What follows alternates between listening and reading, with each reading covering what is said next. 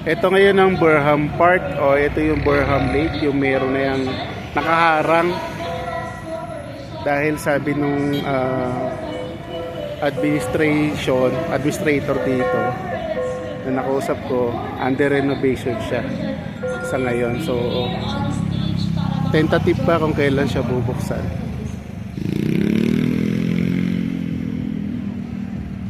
Ayan, paligid niya, buong paligid na yan, sarado siya.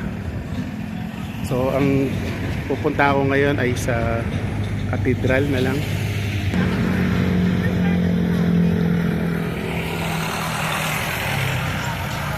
Yun yung Baguio Cathedral, yan ang pinaka-tory niya. So malapit lang naman yan dito sa Burham Park. So mamaya pupuntahan ko yan.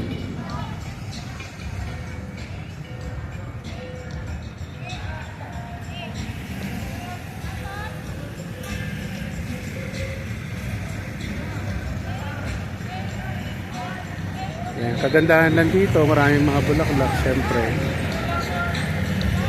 Paikot yan, puro bulaklak yan tanim.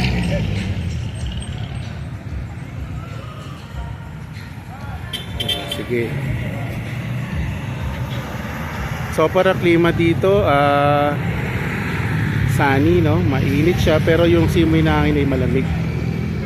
So walang problema.